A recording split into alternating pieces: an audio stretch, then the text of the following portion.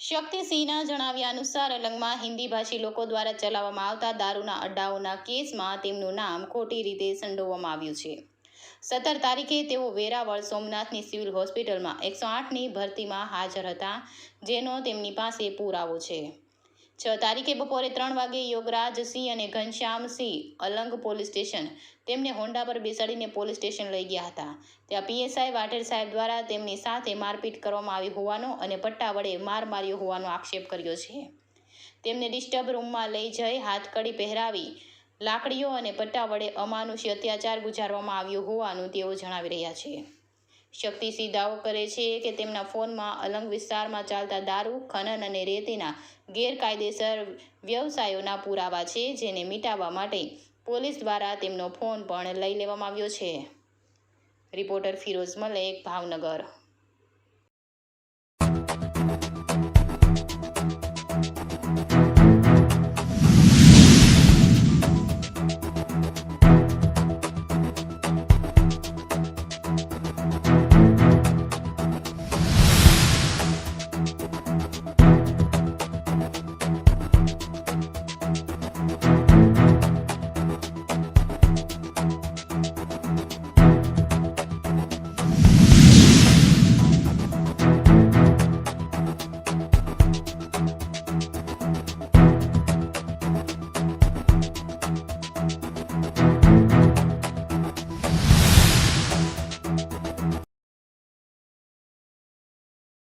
મારું નામ ગોહિલ શક્તિસિંહ સહદેવ છે। ગામ માંડવા, તાલુકો તળાજા, જિલ્લો ભાવનગર।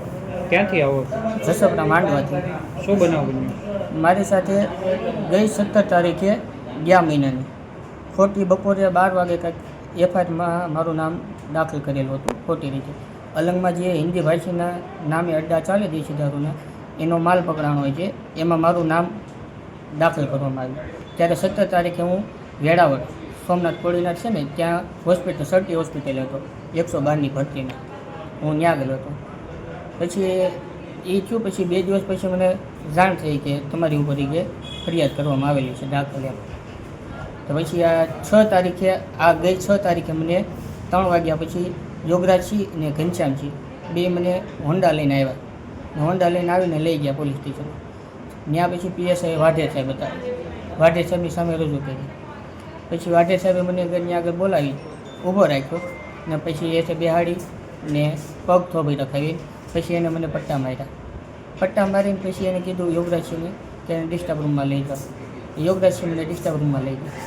ત્યાં આગળ મને હાથમાં હાથકડી પહેરાવી, ઉબળક બિહાડી, હાથને બે પગની ગોઠણની વચ્ચે લાકડી નાખીને પછી 2 સાઈડ ખુરશી રાખી ને ખુરશીની ઉપર 2 સાઈડના ખોટીઓ રાખીને મને વચ્ચે ટેંગાડીને પછી યોગરાજસિંહને થોભી રાખ્યું ને પછી 2 ઓલી હોટીઓ લાવ્યા હતા નેતરની ને 1 જાડો હોટો લાવ્યા હતા।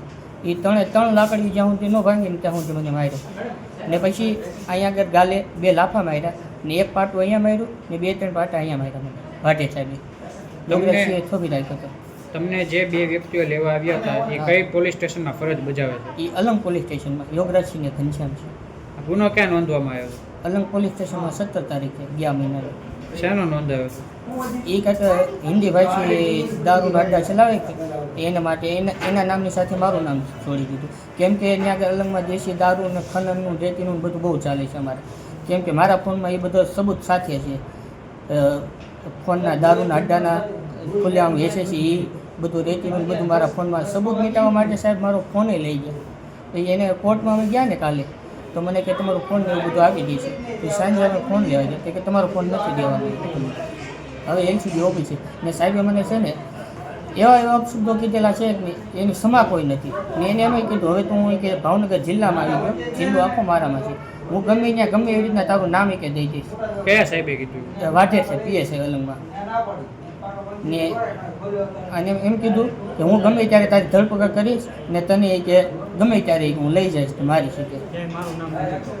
ને મારા ભાઈ મને આખી રાત મને જમવા નથી, મારા ભાઈ રાત્રે ટિફિન લઈને આવ્યા ને તો મારા ભાઈને ગાડી રિટર્ન કરી દીધી હોન્ડા ને એને મેમો આપી દીધો આરટીઓનો ને પછી પાછું ટિફિન પાછું એને યારે મોકલાઈ દીધું। માનસિક ટોર્ચરની તો વાત કરો સાહેબ, કેમ કે અનેક આવા ગુનાઓ સાહેબ એની ઉપર થયેલા છે ને એ સાહેબની ઉપર ફરિયાદી એટલે થઈ ગઈ છે।